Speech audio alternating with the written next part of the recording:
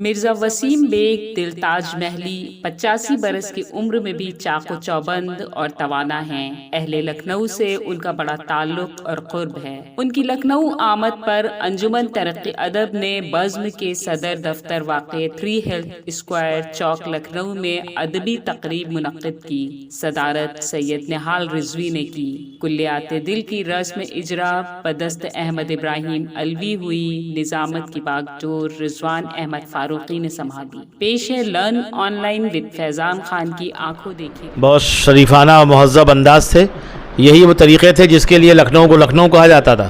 لیکن اب یہ جوڈو کراٹے اور مارشل آرٹ کا دور ہے، تو اس میں اپنی عزت کو محفوظ رکھنا ہے، تو خطابت بھی سیکھنا ہے اور جوڈو کراٹے بھی سیکھنا ہے۔ یعنی فضل امام صاحب چھا جاتے تھے اور شاری بدولوی صاحب دب جاتے تھے، صرف اس لیے نہیں کہ علمی طور سے کوئی کمی کا احساس تھا، بلکہ وہ خطابت کا فن جانتے تھے اور یہ صرف ناقد تھے۔ تو ناقد تو آپ بڑے بن گئے، سب ساری خوبیاں تھیں شاری بدولوی صاحب میں، لیکن فضل امام صاحب کی تقریر کے بعد پھر ان کا چراغ گل سا معلوم ہوتا تھا۔ یہ خود انہوں نے اعتراف کیا کہ بھائی اب فضل امام خطابت کر چکے تو اب میں کیا بولوں۔ تو بولنے کے لیے وہ سب جو اب جو خطابت ہی کا فن تو اب بس عباس رضا نیر کے پاس ہے، جو ان سے کہیں زیادہ عالم انیس اشفاق کو پھیکا کر گیا۔ تو یہ بھی ایک فن ہے جو علوی صاحب کو آتا ہے۔ علوی محترم احمد ابراہیم علوی صاحب، یہ واقعی بہت ہی مسرت کا مقام ہے کہ آپ حضرات نے اس ناچیز کے غریب خانے میں کرم نندہ فرمایا اور اتنی خوبصورت اور اتنی حسین محفل سجائی۔ میں اس کے لیے مبارکباد دیتا ہوں دل صاحب کو اور احترام کے لیے رضوان صاحب کو۔ میں نے دل صاحب کی کتاب اچھی طرح پڑھی اور بہت متاثر ہوا، لیکن میں اصل میں یہ ہے کہ بہت سی چیزیں ایک ساتھ جب ہو جاتی ہیں تو کچھ اچھی کھچڑی نہیں پکتا تھی، کبھی کوئی اچھی پک جاتی ہے کبھی۔ اب اس میں غزلیں بھی ہیں، نظمیں بھی ہیں، افسانے بھی ہیں، تنقیدی مضامین بھی ہیں اور کچھ عروج سے والی چیزیں جس کو میں کچھ پسند نہیں کرتا ہوں۔ بہت الجھن ہوتی ہے عروج سے، جیسے میں چھوٹی سے نفرت ہوتی ہے ویسے عروج سے۔ عروج ایک الگ فن ہے، شاعری اس کا کوئی تعلق نہیں۔ جتنے بڑے شاعر گزرے ہیں سب کے اغلاط بھری پڑی ہیں، جگر کا کلام بھرا پڑا ہے، دستان دانش کلام بھرا پڑا ہے، اقبال کیا بے پناہ ہے، ہمارے اللہ آتش ناصر کیا بے پناہ ہے سب۔ تو وہ شاعری الگ چیز ہے، یہ ایک فن ہے، اس کو فن کے طور پر نہیں کریے، لیکن اس کو شاعری سے کوئی تعلق نہ جوڑیے۔ اسے کیوں جیسے آپ کسی کو آج کل ہمارے جیسے ہندوستان میں انگریزی پڑھائی جاتی ہے، ڈرامہ پڑھائی جاتی ہے اور کبھی زندگی میں انگریزی نہیں بول پاتا، تو وہ طریقے اختیار کیے جن سے آدمی کو کچھ حاصل ہو سکے۔ اس فن کو برقرار رکھیے، شاعری کو لگ رکھیے، کیونکہ وہ بات جو شعر کے ذریعے آپ کہہ سکتے ہیں، آپ کے وہ جذبات، وہ احساسات وہ عروج میں پھنس کے رہ جاتے ہیں۔ بڑے بڑے عروجداں لکھنؤ میں صاحب ایسے ایسے عروجداں پیدا ہوئے ہیں کہ شمس الرحمان فارغ صاحب چھوڑ کے بھاگ گئے۔ یہاں ایک باقاعدہ اہتمام کیا گیا 3 لیکچرز کا، اس میں شمس الرحمان فارغ صاحب نے کہا میں عروج کو بولوں گا، بہت آپ لوگوں کا صاحب تھا بولیں۔ ایک صاحب دودولی کے کھڑے ہو کے بیچ میں انہوں نے کھڑے ہو کے ٹوک دیا، میں کیا آپ کہہ رہے ہیں، آپ عروج کے بارے میں کچھ جانتے بھی ہیں؟ کھڑے ہو کے انہوں نے کہہ دیا، اور یہ جو آپ کا یہ ہے یہ ہے، پتہ چل کے سب شاعری کی رہ گئی۔ تو عروج داں تو کبھی دھونس نہیں کھاتا ہے، 2 2 4 ہی ہوتے ہیں، 2 2 22 کہیے گا تو کہیے نہیں آج کہا ہوگا، 2 2 4 ہی ہیں۔ آپ کے کلام میں جہاں عروج ہے تو میں چھوڑ دیا، اس کے علاوہ جو ہے بہت متاثر کرنے والے اشعار ہیں۔ میں کیا بتاؤں، میں نے سوچا تھا رات کو میں یہ اشعار نوٹ کر لوں گا اور پڑھوں گا، کیونکہ یادداشت تو میری ختم ہو گئی، بالکل مجھے یاد ہی رہتا۔ تو لکھ دوں گا، اس کو کوئی بات نہیں، میں لیکن آپ کا جو خاص کام ہے جس کے لیے آپ کو یاد کیا جائے گا مدتوں، وہ ہے آپ کا افسانہ جو آپ نے تاج محل پہ لکھا ہے۔ وجہ کیا ہے؟ آپ نے آپ کی اختراعی مزاج جو ہے آپ کا، افسانہ لکھا ہے لیکن وہ انداز نہیں جس طرح سے لکھا تھا۔ میں نے شروع میں جو دیکھا کہ کچھ روایتی سے لگتا ہے، جیسے جیسے آگے بڑھتا چلا گیا، ارے یہ شخص کو تلاش کر رہا ہے، کوئی نئے انداز سے کوئی حسین پیغام میں کوئی بات کہنا چاہتا ہے، اور آخر میں جا کر تو بالکل ارے حیرت میں آ گیا. جو آپ نے کہا جو ہونا چاہیے آپ اخبار کسی بھی اچھے کامیاب ادب پارے کا تاثر وہ قائم ہوتا ہے. تو بہت اچھی چیز. اور تاج محل کے بارے میں تو آپ نے بہت کچھ لکھ دیا ہے، اور بہت سے لوگ نہیں جانتے کہ وہ رفعنا لگا ذکر لکھا ہوا ہے اس کی دیوار کے اوپر تاج محل کی، تو اوپر تک جا رہا ہے.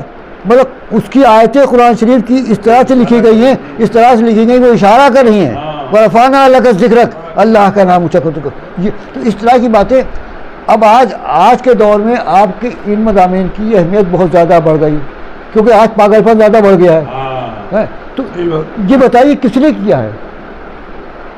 اس سے پہلے بھی 2 کتابیں آئی ہیں جن میں سب لکھ دیا گیا ہے کہ کیسے تاج محل بنا، کیوں بنا، کہاں سے، اور کیا بات تھی. جگہ سے زمین کھودی جاتی تھی، بنایا جاتا تھا، بن نہیں پاتا تھا، کیا کیا ہوتا تھا. اس کے بعد مقدار سے وہ لگے اور 24 گھنٹے قرآن شریف ہوتا تھا. تو یہ سب تو آپ نے لکھا ہے، پتہ نہیں کس نے لکھا ہے، میں نے پڑھا ہے. انہوں نے کہا یہ تاج محل جو ہے it is not a symbol of love, it is symbol of spirituality, religion, greatness of God, eternal truth. یہ ہے اس کے اندر. کیا وجہ ہے کہ دنیا میں کتنے سیلاب آئے، کیسے کیسے زلزلے آئے، کیا کیا نہیں ہو گیا، کبھی اثر پڑا، کبھی یہ تو آپ ٹھوس حقیقت ہے. آپ جولائی اس کو کتنی عمارتیں دنیا کی ہو گئی، مٹ گئی اور کیا کیا ہو گیا، لیکن اس کے پر آدمی کو اثر نہیں پڑا. آپ جبکہ پوری کوشش کی جا رہی ہے، قدرت کی طرف سے ہو رہا ہے اور آپ بھی کوشش کر رہے ہیں، لیکن اس کی بنیاد تک آپ آج تک نہیں پہنچ پائے، کیونکہ وہاں بنیادی چیز جو ہے وہ خلوص ہوتی ہے. آپ کی نیت کی بات ہوتی ہے، آپ کس کام کو نیت سے کر رہے ہیں، آپ کس شعر کو کس لیے کہہ رہے ہیں. آپ کا مقصد یہ کہ آپ شاعر کی طرف مشہور ہو، یا آپ کا مقصد یہ کہ ہم جس طرح سے دنیا کو بنانا چاہتے ہیں، جو حسن پیدا کرتے ہیں، دنیا کی زندگی کو جس قدر حسین طور سے پیش کرنا چاہتے ہیں، وہ ہمارا مقصد ہے. کہ آپ زندگی کو اتنا عقیل نہ سمجھیے، اتنا بے معنی نہ سمجھیے. یہ زندگی آپ کی ایک حسین تحفہ ہے، ایک حسین، اس کو جتنا آپ حسین بنائیے گا اتنی زندگی آپ کی کامیاب زندگی ہوگی. یہ آپ کے افسانوں میں یہ بات نمایاں ہے. میں افسانے میں اچھی بات ابھر گیا ہے، اور آپ کو پیغام مل جائے، آپ کو روشنی مل جائے، آپ کو راہ مل جائے، تو اس سے بڑھ کے کامیابی. اور آپ نے 2 افسانے آپ کے ایسے تھے جو میں نے پڑھ کر کے کہا میں 50 سال پہلے لکھ چکا ہوں ڈاکٹروں کے بارے، اور وہ بھی میرے تجربے کی بات تھی. میرے والد صاحب اسپتال میں تھے، لکھنؤ میڈیکل کالج زمانے بہت بڑا کالج ہوا تھا، آج تو خیر بالکل بیکار ہو گیا. اور پی ٹی کپور صاحب ہم لوگ جان پہچان میں تھے، وہ ہیلتھ منسٹر تھے. تو جتنے اہتمام ہو سکتا تھا آسائش کا وہ میرے والد کے لیے ہوا، سمجھے. اور ڈاکٹر سب ایک سے کامیاب تھے، آج کے ڈاکٹر تھے نہیں. تو میں 15 دن اپنے والد کے سرحانے بیٹھا رہا، سمجھے. تو اس میں نے پوری طرح سے وہاں کی کارکردگی دیکھی کہ کس طرح ڈاکٹر ہوتے ہیں، کیا نرس کرتی ہے وارڈ. تو میرا افسانہ ہے وارڈ بوائے، وہ افسانہ میں نے لکھا. تو زمانے میں قومی آواز بہت معیاری اخبار میں آتا تھا. تو یہ 60 کی بات ہے، 60 کی، وہ قومی آواز چھپا. اس کے بعد پھر بہت ہندوستان بھر ہوا. پھر میں نے وہ ریڈیو پر بھی افسانہ پڑھا، پھر میری کتاب میں موجود ہے. اور ایک افسانہ میرا اور وہ جو بھی ڈاکٹر سے متعلق، آپ کو 2 افسانے اس سے میں نے کہا یہ دیکھیے یہ بات. تو آپ تو بہت آگے نکل گئے، میں تو اتنا نہیں، لیکن 50 سال ہو گئے، اب جتنا ترقی کر لی ہے. یہ پہلو آپ نے جو ہے دیکھیے، ہم روز اخباروں میں خبریں پہنچتے ہیں کہ دل چوری ہو گیا، دماغ چوری ہو گیا، کسی کی آنکھ بدل گئی، کسی کا آپریشن ہو گیا، لیکن افسانے یہاں کہاں آتے ہیں آپ بتائیے. ہم آپ وہی عورت مرد، وہی بے روزگاری، بے چینی، بہت ترقی بدل ہو گئے تو ہم نعرے بازی کرنے لگے، اور ہم نے کہا کہ بے روزگاری بڑھ گئی، یہ بھوک بڑھ گئی. تو یہ بھوک اور بے روزگاری جو ہے یہ موضوع ہے، لیکن اسی موضوع پہ آپ اٹک کے رہ جائیں، آگے نہ پڑھیں، یہ غلط ہے. آپ نے وہ راہ دکھائی کہ دیکھیں سی، یہ بھی دیکھیے ہم نے ترقی کر لی، ہمارے پاس ایسے میڈیکل کالجز ہیں کہ دنیا میں ان کا جوان ہے، لیکن اس میں ہو کیا رہا ہے. اور وہ جو علم ہے آپ کے افسانے کا کہ وہ پتہ چلتا ہے کہ وہ اپنے ہی بچے کو کاٹ کے بیچ چکے ہوتے ہیں اور تلاش کرے اس کو دنیا بھر میں. تو وہ افسانہ پڑھنے سال ہوتا ہے.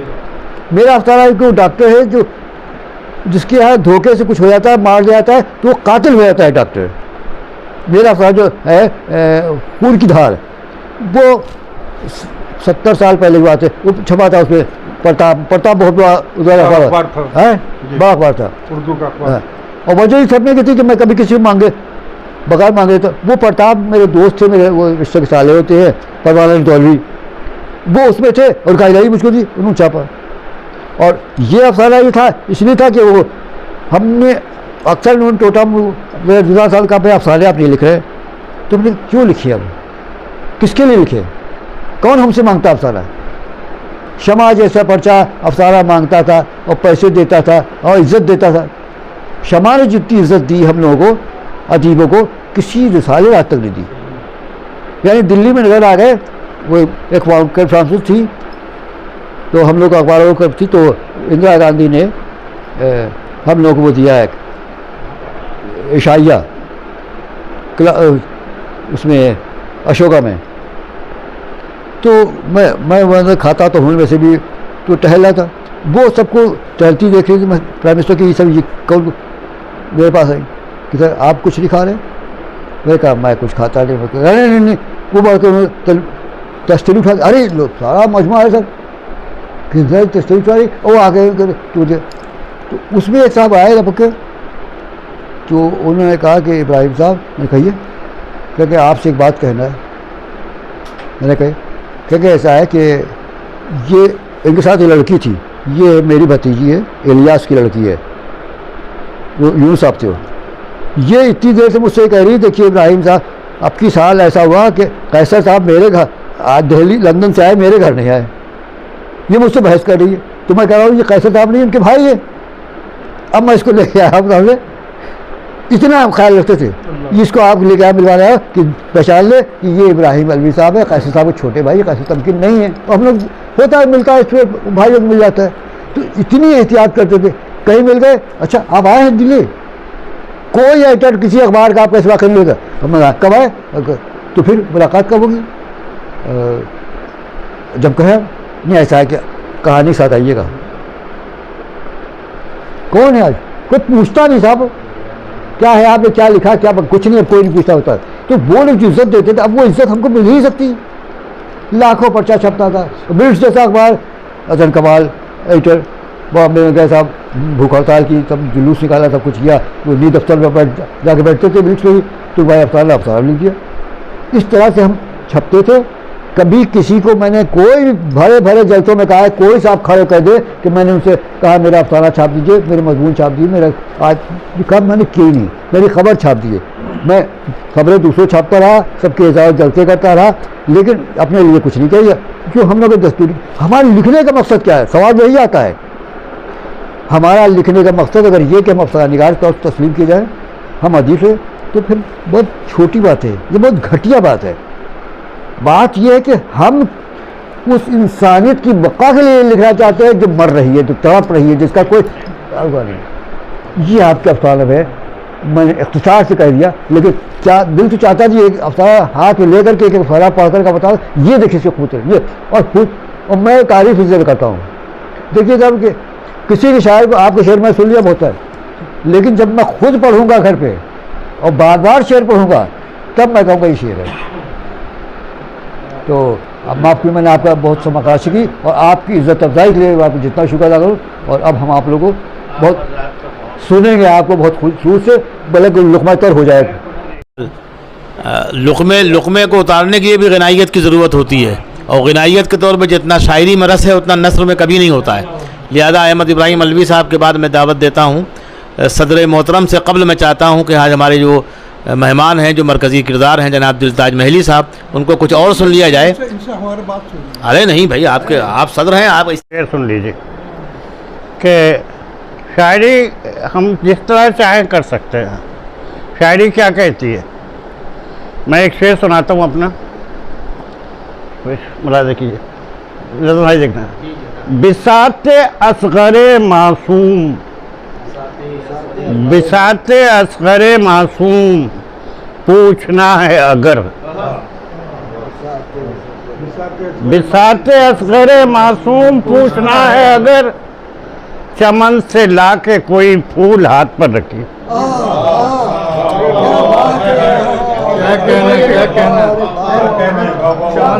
सब कुछ कह दिया। बिसाते असगरे मासूम पूछना है अगर, चमन से लाके कोई फूल हाथ पर रखी। एक और है कि ज़मीन करबो बोला डाल दे ज़रा आंचल, ज़मीन करबो भला डाल दे जरा आंचल, ज़मीन करबो भला डाल दे ज़रा आंचल, कि तेरी खाक पे लाखे शहीद आज़म है।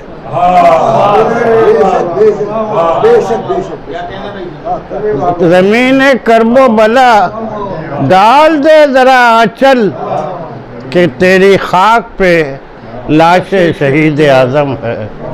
एक और सलाम के 2-3 शेर मुलाज़ा फरमा ले, फिर आखिरी में कता तरन्नुम सुना दूँगा। जो कह दिया उसे करके दिखा गए शब्बीर। सुनो बेटा, तुम भी सुनो। शायरी में और अफसाने में फ़र्क होता है। शायरी एकदम कहती वाह हाँ, कि जो कह दिया उसे करके दिखा गए शब्बीर, हर एक फर्ज मोहब्बत निभा गए शब्बीर। क्या सच्ची बात है। हर एक फर्ज मोहब्बत। ये शेर खास तौर से आपकी तवज्जो चाहूँगा सदर साहब। नया निज़ाम, पर सुनो, नया निज़ाम, नई दास्तां, नई तारीख। नया निज़ाम, नई दास्तां, नई तारीख, नया मुकाम मोहब्बत बना गए शब्बीर। नया अब और कहते हैं शरह विगा किसको, अब और कहते हैं शरह विगा किसको, हुदूद राह अमल तक तो आ गए शब्बीर। और शेर सुनिए, देखिए, तसव्वुरात मोहब्बत तुझे खुदा रखे,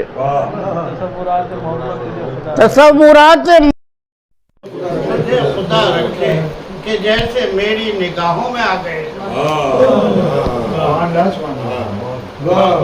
कि जैसे मेरा एक कथा हल्का सा, ज़्यादा शायरी नहीं है उसमें, बिल्कुल सीधा सा है, लेकिन एक पैगाम है। हैदर की जिंदगी के,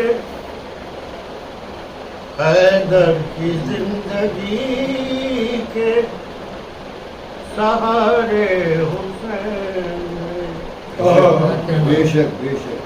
हैदर की जिंदगी के, इसमें आखिरी चौथा मिसरा है, उस पर खास तौर से तवज्जो है।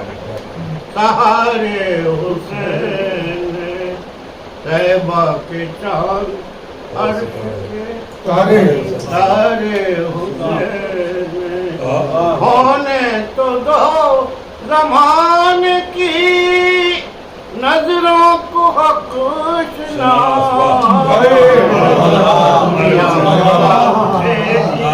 दुनिया पुकार उठेगी, हमारे हुसैन है, दुनिया पुकार उठेगी।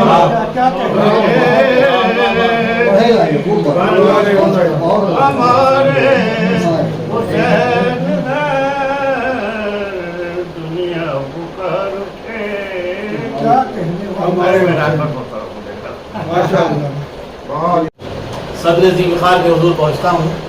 इंसाज मेहदी साहब के बहुत ही मेयारी कलाम के बाद, दिल में उतरने वाले कलाम और मकसद वजूद को समझने वाले कलाम के बाद, ऐसा कलाम जो वाकई रूहानी है, मारिफत के हवाले से अहम है, उसके बाद सदर जी विकार को सुना जाए। और सदर जी विकार के लिए मैं जनाब हामिदुल्लाह कमर का ये शेर पेश करता हूँ। उन्होंने कहा कि जन्नत को रूह जिस्म ज़मी को जहाँ को सोख, जन्नत को रूह जिस्म ज़मी को जहाँ को सोख, तक़सीम इस तरह से हुए हर तरफ हुसैन। और फलो निज़ामी ने कहा, सुबाई का मुझे शेर याद आता है कि आसाइशो आराम में छोड़ी हमने, शब्बीर ने शब्बीर के साए में पड़ी। इस तरह के हुब्बे अहले बैत सरदार साहब सदर जी विकार जनाब निहाल रिज़वी साहब आपके मरूँ, उनको सुन लीजिए, उसके बाद खान पान दिवस की तरह हम लोग वापस आते हैं। आपके पास वैसे अच्छा नहीं लगता। कैसी बात, मैं तो चचा खुद चाहते हैं कि आप पढ़े और अच्छा लगे। कोई भी नहीं वापस आया। दूसरे चचा इधर नहीं, लखनऊ से मैंने सीखा है 58 रेडियो स्टेशन से मतलब 1 साल से। वो अपने कदमों की आहट तुझे सुना भी गया, वो अपने कदमों की आहट जैसे सुना भी गया। और इसीलिए दिल के करीब आया और चला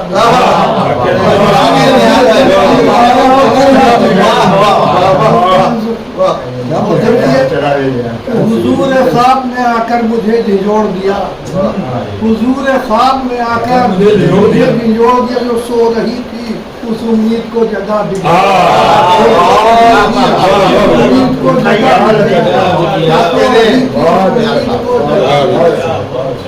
देखिए। अब देखिए शेर खास तौर से अब अपने शहर को घेरे हुए अंधेरे, अब अपने शहर को घेरे हुए अंधेरे हैं। जो एक बचा था उजालों का हम नवा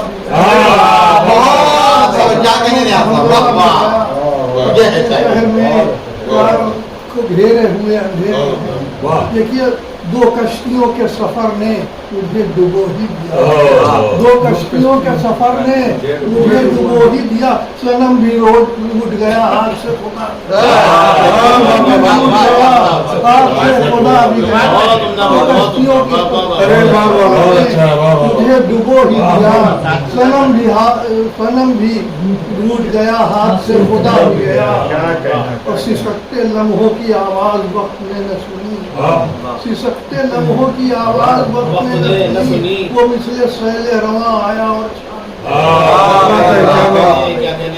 और देखिए हमारे बीच, ये शेर देखिए कि हमारे बीच जो एक पुल बनाने आया था, हमारे बीच वो एक दीवार उठाने गया, हमारे बीच दीवार उठा भी गया। अच्छा शेर देखिए कि हम असीर बियाबान इंतजार में हैं, कि हम असीर बियाबान इंतजार में हैं। वो अपना अहद इस अंदाज से निभा भी गया। देखिए हमेशा जंग सी एक जिंदगी से चलती रही कि जीत हार में जीने का सब मजा भी, जीत हार में जीने का सब मजा भी। और शेर देखिए मैं शोलाजार उजालों की आँच से बचकर, मैं शोलाजार उजालों की आँच से बचकर गया था बारिश का खून देखने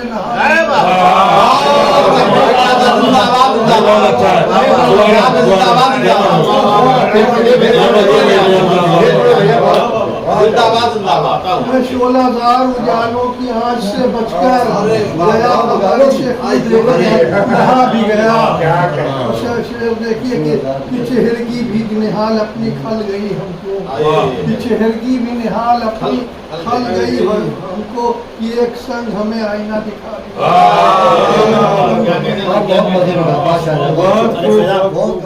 लर्न ऑनलाइन की जानिब से आपसे बस इतनी इल्तिजा है कि हमारे इस प्रोग्राम को लाइक, शेयर और सब्सक्राइब ज़रूर करें। साथ ही बेल आइकन दबाना ना भूलें, जिससे हमारी हर वीडियो आप तक अपलोड होने के साथ ही पहुंच सके। शुक्रिया।